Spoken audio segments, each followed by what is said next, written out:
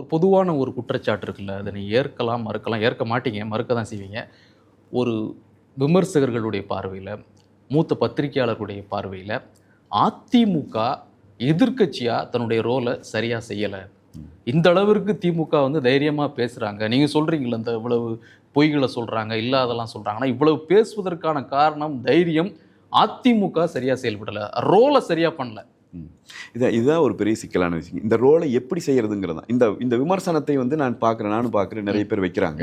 நான் அவர்களிடம் அன்போடு சொல்றது, அவங்க இந்த ஸ்கேலா எதை வச்சுக்கிறாங்கன்னா, ஒரு எதிர்க்கட்சி எப்படி செயல்படுவதற்கான ஸ்கேலா திமுக எதிர்க்கட்சியா இருந்து செயல்பட்டதான் வச்சுக்கிறாங்க.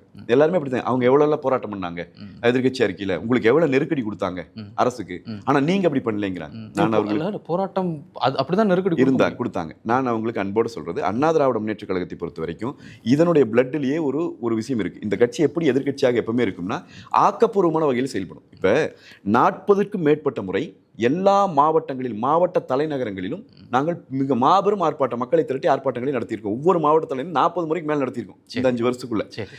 மறியல் நடத்தியிருக்கிறோம், ஆளுநரை சந்தித்து மனு கொடுக்கிறோம். நாங்க தொடர்ச்சியான போராட்டங்கள் சட்டமன்றத்துக்குள்ளும் போராடுறோம், வெளியும் போராடுறோம். இதை நாங்க வந்து போராடுவதிலேயோ, இந்த அரசுக்கு ஒரு வழிகாட்டுதல் கொடுப்பதிலேயோ, இந்த அரசுக்கு ஒரு நெருக்கடி கொடுப்பதிலேயோ எந்த இடத்தையும் சொந்த போகல. ஆனால் திமுக செய்ததை போல தெருவுல இறங்கி மக்களுக்கு பிரச்சனை கொடுத்து, நீங்க இந்த அரசை வந்து ஸ்தம்பிக்க வைக்கிறேன் அல்லது இந்த அரசை செயல்பட அரசை வந்து ஸ்தம்பிக்க வைக்கிறது, மக்களுக்கு நெருக்கடி கொடுக்கறது, அவங்களோட இயல்பு வாழ்க்கையை பாதிக்கிறது, அந்த மாதிரி இல்ல. நீங்க இவ்வளவு பண்ணிருக்கீங்கன்னா அது ஒரு இம்பாக்டை ஏற்படுத்திருக்கணும், மக்கள்கிட்ட போய் பதிஞ்சிருக்கணும்ல.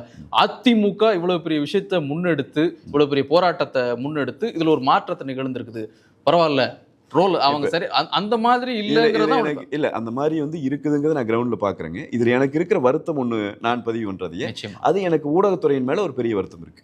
ஊடகத்துறை வந்து எப்பொழுதெல்லாம் திமுக ஆட்சிக்கு வருகிறதோ அப்போதெல்லாம் திமுகவின் பக்கம் ஆதரவாகவே செய்திகள் வெளியிடுவதும், திமுகவை எதிர்த்து வருகிற செய்திகளை செய்தியா போடுறாங்க.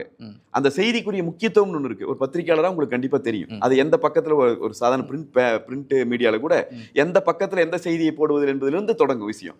அதே மாதிரி இன்னைக்கு இருக்கிற டிஜிட்டல் மீடியாவும் வந்து, நான் ரொம்ப வெளிப்படையாகவே இந்த குற்றச்சாட்டை வைக்கிறேன், பெரும்பாலான இந்த சோசியல் மீடியால இயங்கிக் கொண்டிருக்க டிஜிட்டல் மீடியால இருக்கக்கூடிய விஷயங்களை திமுக விலைக்கு வாங்கி தான் வேலை செய்தது.